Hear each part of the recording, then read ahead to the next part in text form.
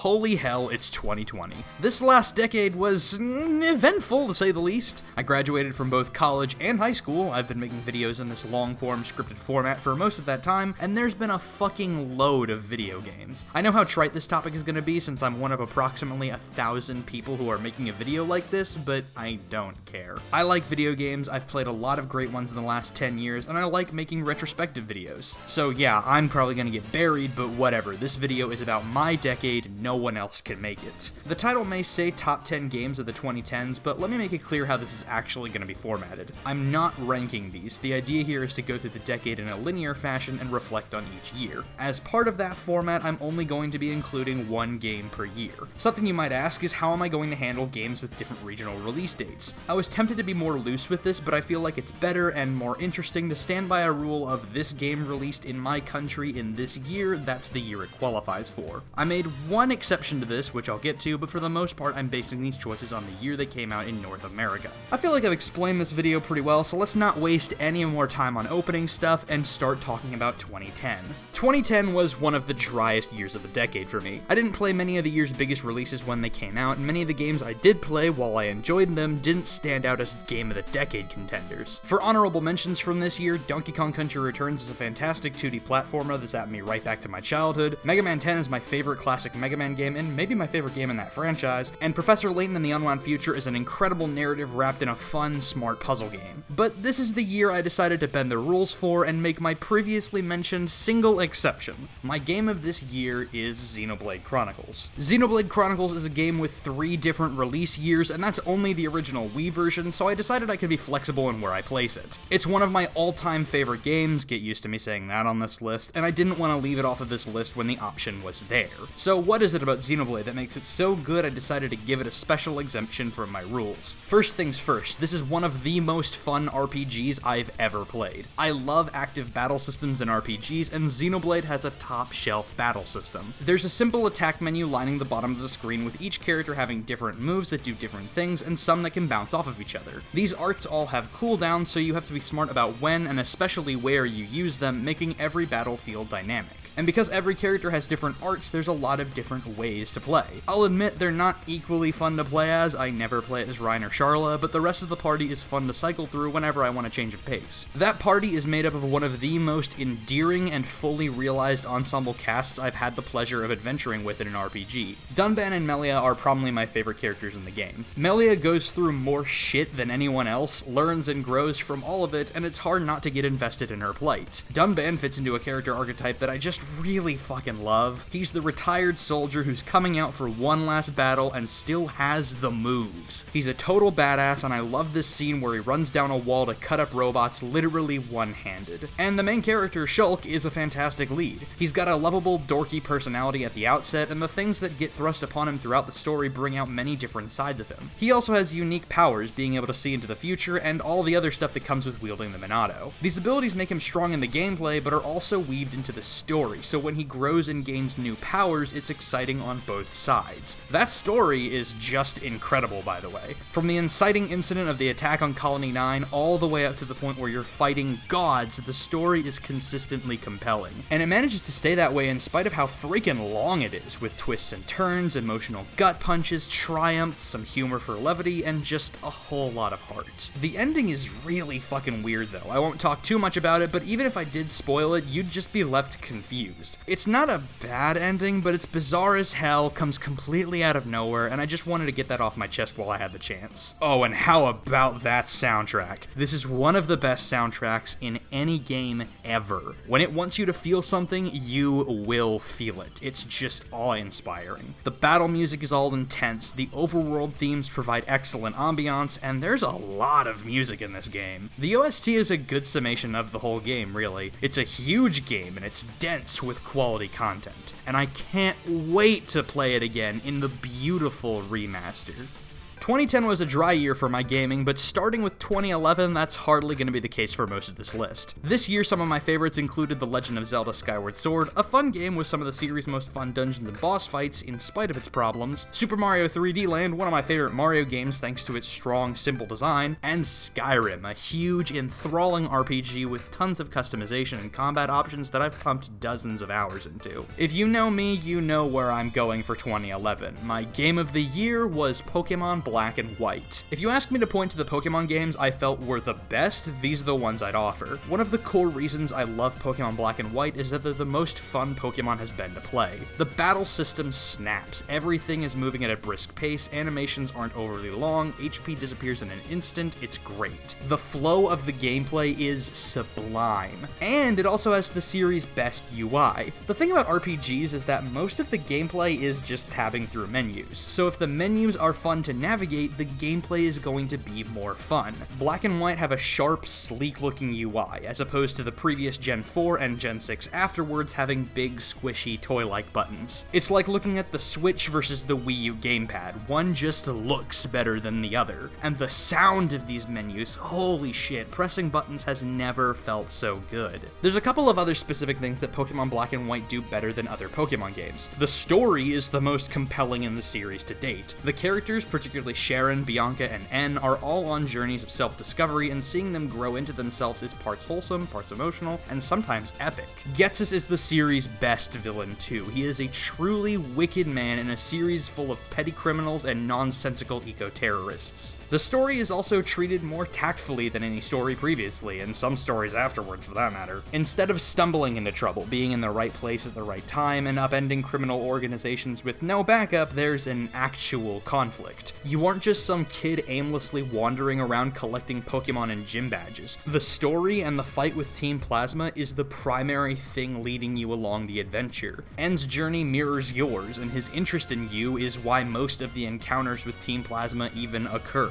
And for as heavy-handed as its themes can be, I do like the thematic conflict of different ideologies. Should we be striving for perfection, or accept that the world is flawed and do the best with what we have?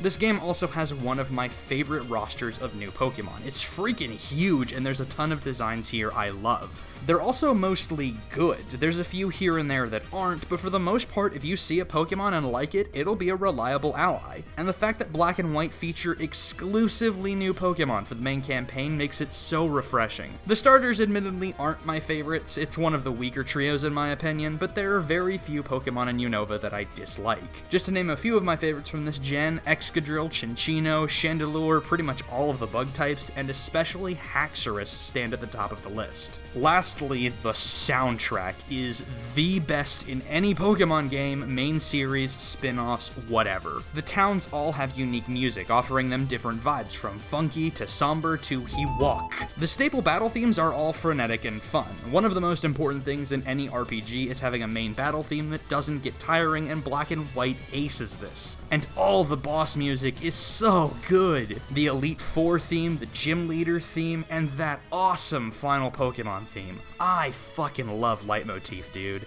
2012 was a truly standout year for my gaming, with several new games and a decent amount of variety in what I was playing. I made a video about my favorite games I played that year, even if most of them weren't actually released in 2012. Honorable mentions from 2012 include Pokemon Black and White 2, the amazing sequels to my previous entry, Rhythm Thief and the Emperor's Treasure, a fun, albeit undercooked blend of visual novel and rhythm game, and Professor Layton and the Miracle Mask, one of the best Layton games and a unique spin on the series, being the first to have puzzles working in a 3D space. If you've been with the channel for long enough and remember back to that old video, you may remember that Kid Icarus Uprising was, and for that matter still is, my game of 2012. Kid Icarus Uprising is one of the must-plays on the 3DS. I'll admit it has its problems, some of the ground levels are poorly paced, and the controls are either unintuitive with the touchscreen or stiff with button controls, but those are my only two problems. This is one of the most fun games I played on the 3DS. The high-speed action of the on-rails flying levels is exhilarating. It's simple to understand, and that's a huge boon for levels that are this fast-paced. I also like that the flying levels were given long music tracks that sync up with the action. It adds a lot lot to the experience in my opinion. Ground levels are third-person action with a mix of shooting and melee combat. There's more happening on the ground with the different powers, vehicles, enemy variety, and set pieces, but it's still pretty simple.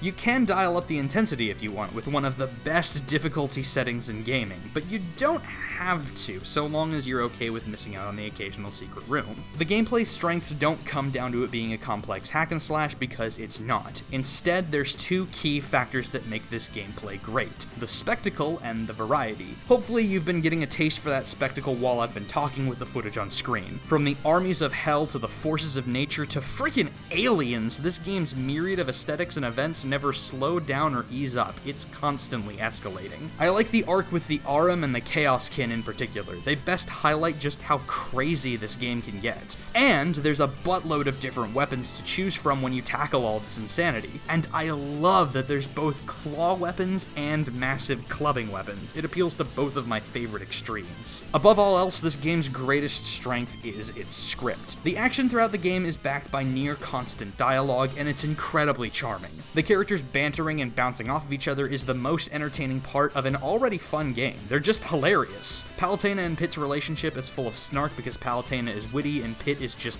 one brain cell. Dark Pit is an edgy loser who I love. Viridi is a dork who tries her very best to be taken seriously, and everyone's favorite, Hades, is a hilarious foil to every other character. He's always got a sassy retort at the ready. I love watching all these characters collide, sometimes fighting and sometimes teaming up. A lot of teaming up, actually. Everyone's on surprisingly good terms for a lot of this game. Kid Icarus Uprising definitely isn't perfect, and the barrier to entry that is the controls does give me pause when recommending it, but it's stellar in so many other ways. If you ask me, it's the quintessential action game on the 3DS, and it's a shame that it's stuck on the 3DS. I'm the millionth person to say this, but I hope that someday we can see a remaster or a sequel or something on a more playable console.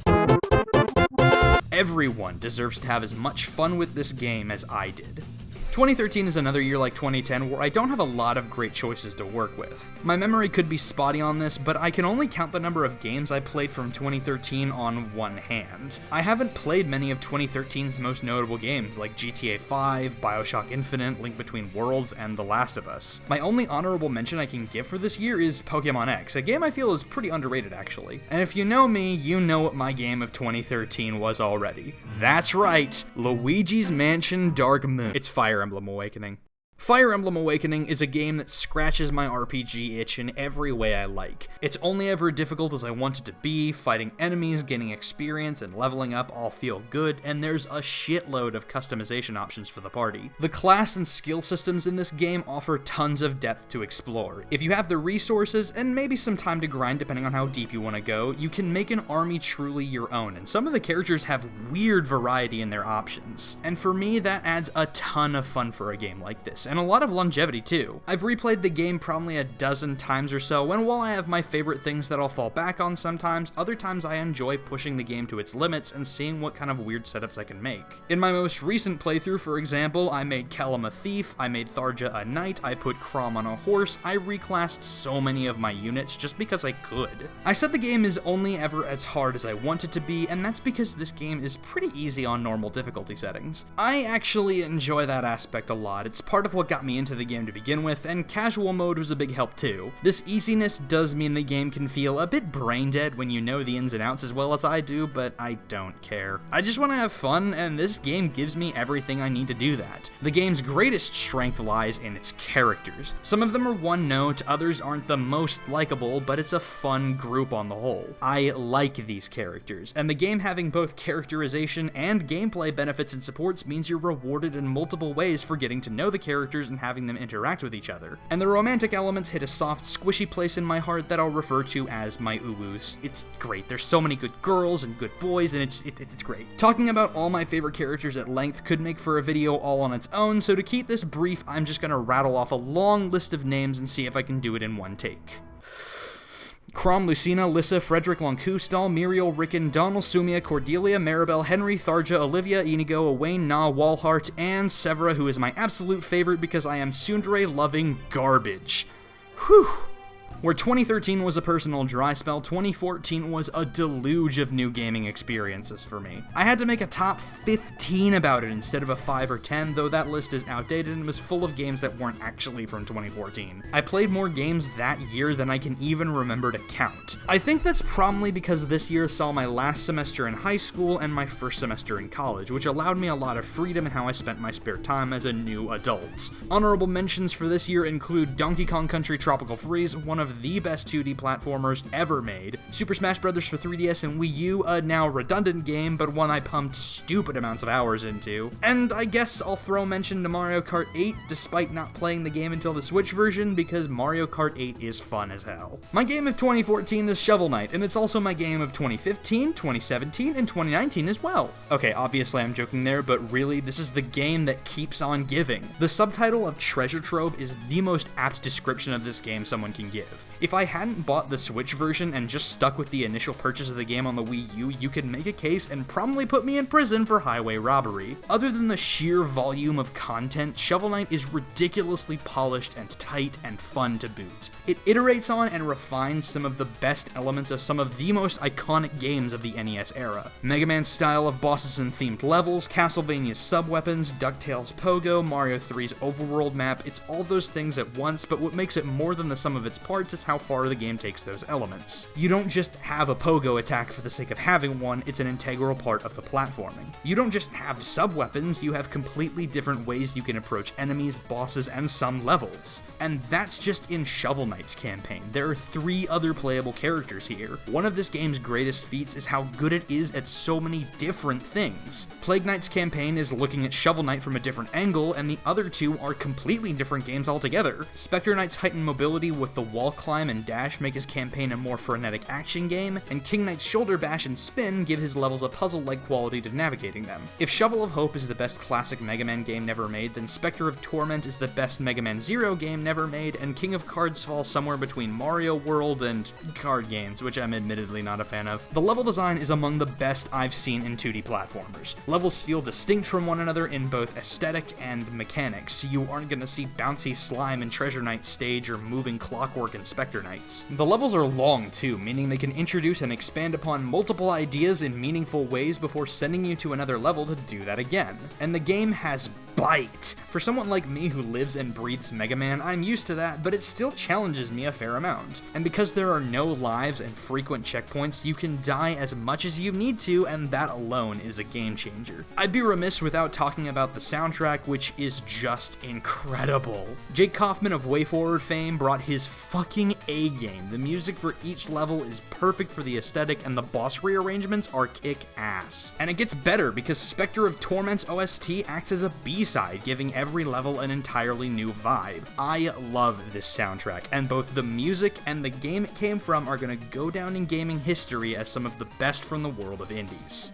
2015 is another one of those less stacked years, at least for me. Doesn't seem like I missed too much, thankfully. My honorable mentions for this year are, Yoshi's Woolly World, I guess? I'm not kidding here, I played almost nothing from 2015. I was busy as shit. That said, there was one game that I was constantly returning to throughout the year, and defined the year for me. My game of 2015 is Monster Hunter 4 Ultimate. I wear my love of Monster Hunter on my sleeve, and this one in particular, I love. There's a ton to do in this game. I personally put over 500 hours into it, mostly replaying multiplayer stuff in different hunting parties. I only ever played the single-player campaign once though, and it might warrant a replay at some point because of how damn good it was. Most Monster Hunter games put their stories in the backseat and are primarily about hunting and co-op, but 4 has a solid single-player campaign and tells a decently compelling story with very few spoken words. I mean, there's dialogue text boxes all over the place, but these cutscenes? Completely wordless, and they still convey so much. The relationship between your hunter and the Gore Magala is one of the best gaming rivalries I've ever seen, and they don't even talk.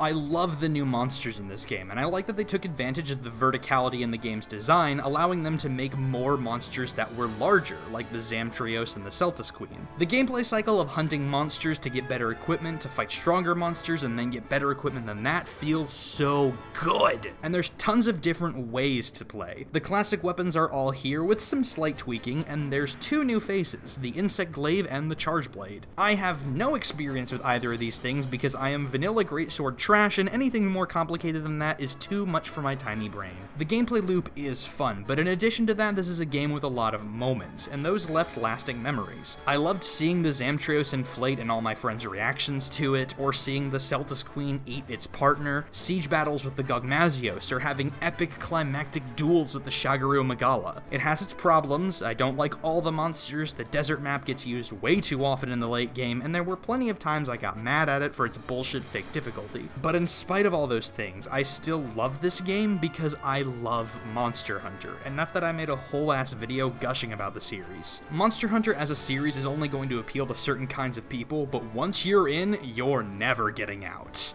Once again, 2016 was a year where I didn't play a whole lot. This is the last year I'll be saying that though, because the 3 years since the Switch launched, I've been putting in way more game time. Honorable mentions for this year include Pokemon Sun and Moon, a really strong entry to the series that defies many of its conventions, and Fire Emblem Fates, a fun RPG to play with a terrible story and a hodgepodge of other good and bad elements. My game of 2016 isn't a big JRPG though, it's Kirby Planet Robobot. I love Kirby. This is a series that just makes me happy, and Planet Robobot is one of the best. The whole game feels fresh, and the aesthetic goes a long way in that. In most Kirby games, you'll see a pretty typical set of environments. Planet Robobot both adds new types of environments, like the music-based city and the urban metropolis levels, as well as reinvigorating old level tropes with the mechanical edge. The water level is a harbor, the desert level feels like a massive oil rig, and the forest is made up of pipes and metal instead of wood. The music also helps the game stand out. Planet Robobot is heavy on synthesizers, whereas the previous 2 Kirby games were primarily orchestrated. Traditional instrumentation is backed and sometimes completely drowned out by electronica. The soundtrack itself has the vibe of a world being taken over by machines, and I think that's brilliant. The amount of leitmotif in this game is great too. The Hultman theme is used throughout the game's OST for different effects, and I just love stuff like that. I also love the Robobot armor. It's the best gimmick the series has had in years, and maybe ever. Every Kirby game has a twist that keeps it unique, and I like that because it means every game in the series still has some value. There's no cumulative best of everything game, but some of those twists feel a bit tacked on or unfun. Meanwhile, the Robobot armor is organically inserted into the game and is a natural extension of your abilities. You can still copy enemy powers, you still fight enemies and platform and solve puzzles, just with more oomph to all of it. And I do mean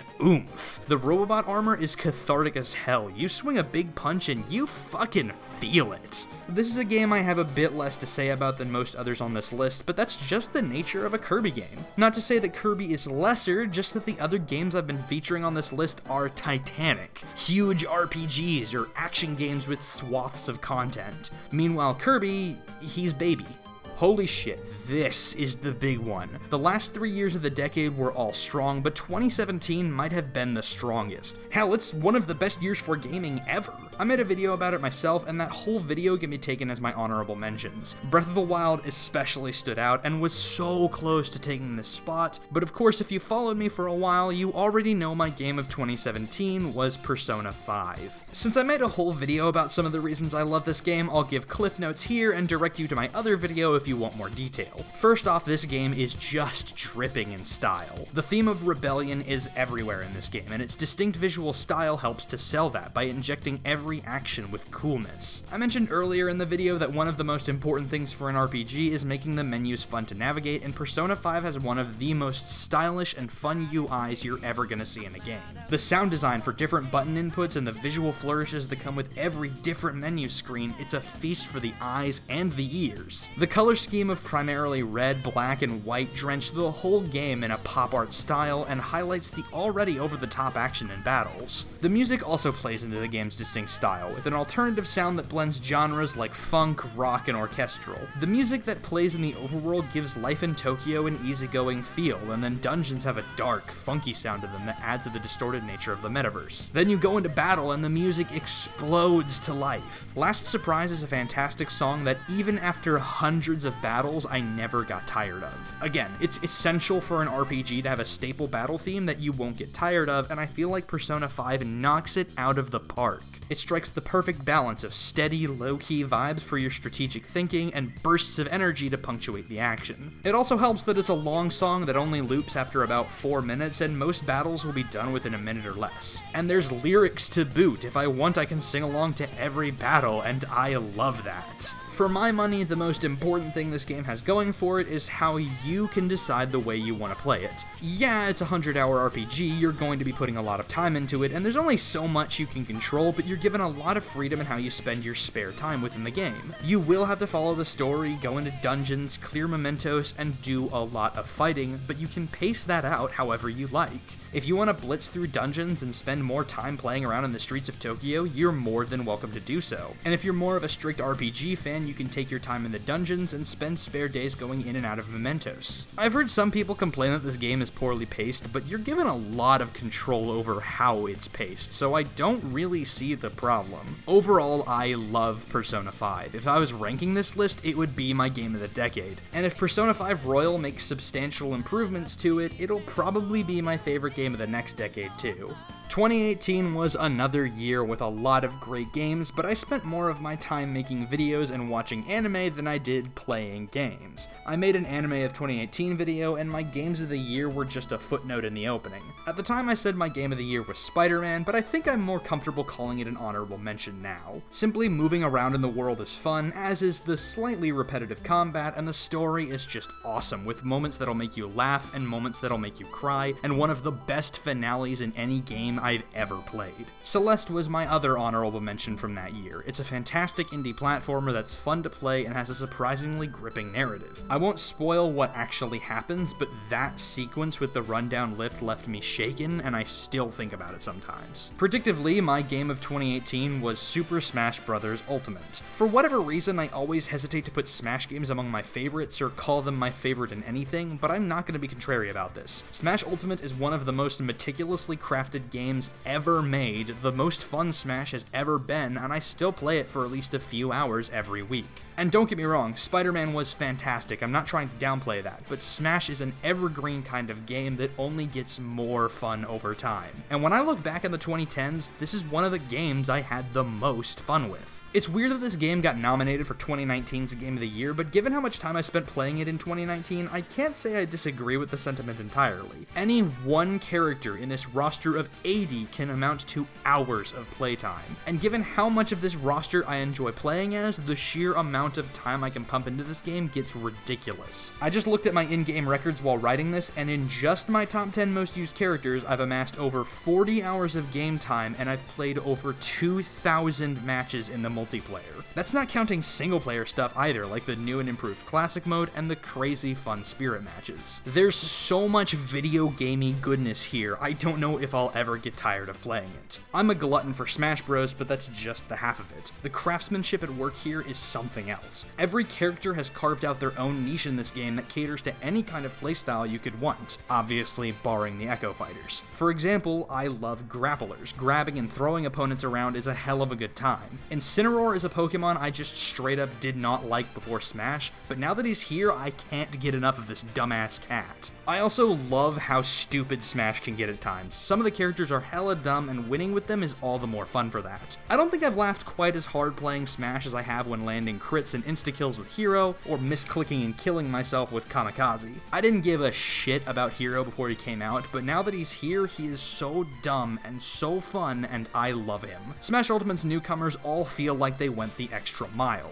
The attention to detail is just ridiculous, with some characters having unique sound design and an unmatched level of dedication to the source material. I know some people aren't a fan of how many characters are defined by gimmicks, but I feel like that's an overstated issue. There really aren't that many characters that lean on centralizing gimmicks, and those that do feel more distinct for it, so I don't mind. The game's refinements over past installments and the additions to the formula take Smash to new heights. I'm always playing with Stage Morphon, the final Smash meter Meter is an amazing mechanic that lets me see final smashes naturally, stage hazard toggle and battlefield modes open up more stages as options to play as, and I love that you can choose music individually for every match. Oh my god, what a good feature. And squad strikes, holy shit, they are so much fun. Especially for people like me who play with dozens and dozens of characters, these are a riot. With how many characters there are to play, how much there is to see and hear and do, and the fact that there's more on the way, I'm going to be playing this game until my Switch melts.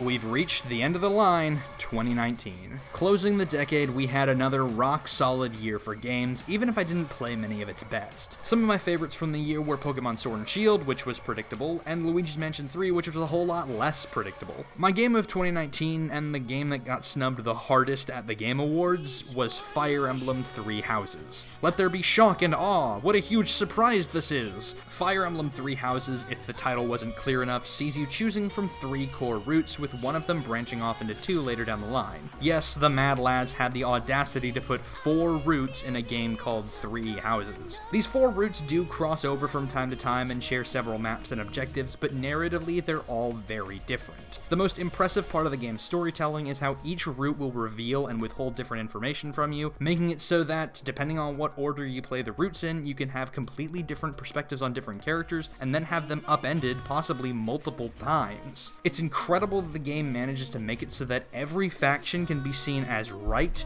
or wrong solely depending on what perspective you've been given. And not in a cheap way like making the Empire kill babies in one route while being the heroes of justice in another. It's complicated, the characters feel human, and the conflict feels real. Speaking of those characters, this is the most fully realized and endearing cast in any Fire Emblem easy. Especially with the leads, you get a full picture of who the characters are as people, and if you decide to dig into the supports, you'll be well rewarded. It's also cool that characters can interact with students from other houses, encouraging you to try and recruit more people to your side. And the game is fully voice acted too, which is just awesome. After Shadows of Valentia, it would have been hard to go back to not having full voice acting, and I am over the moon happy that they kept up that standard. It breathes even more life into the characters, and some of these performances just sell them. I have a ton of favorites here, and very few characters I don't like.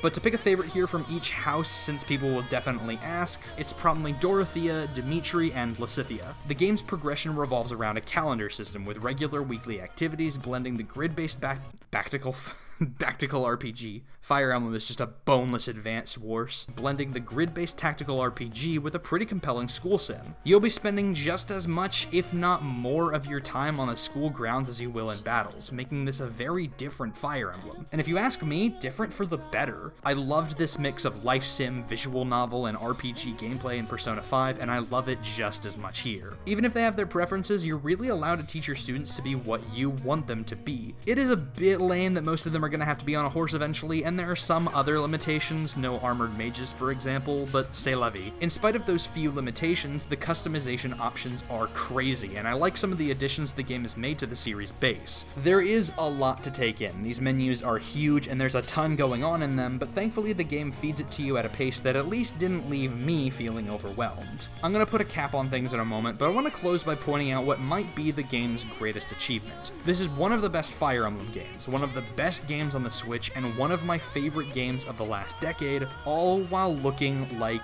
this. Muddy textures, janky animations, clashing art styles, awful frame rates in the cinematics. It is not a pretty game, it's actually kind of fucking ugly. This is one of the best examples I think I've ever seen of graphics not making a game. The characters, the story, the gameplay, oh yeah, and I didn't mention the soundtrack, beneath all of its rough edges, is one of the best experiences I've had with a game in recent memory, and I'm still not even finished with it. I mean, come on, this is like a 250-hour game when it's all said and done. That is a lot of fucking content. And apparently there's even more on the way. Oh, sweet Jesus. This has been IdeoNoben, and thank you for watching my list of my favorite games of the last decade. This was a huge one to write, and I'm sure it's going to be a really long edit too, and speaking for the recording, I've been going for over an hour, and my voice is really tired, so I'll make this quick. Hopefully I didn't put too many people to sleep with my rambling. If you're still awake and you liked the video, there's a button for that. And if you want to keep up with what I'm making, follow me on Twitter instead of subscribing, because at least that website functions correctly. And if you want to support me in the most direct fashion, I have a Patreon where you can donate as little as $1 a month and join the names here on the screen. The sexy, sexy names here on the screen. Special thanks to my top patron, the Silver Keyblade. Thanks to y'all for your support, thanks again for watching, and I'll see you in the next video. Take it easy.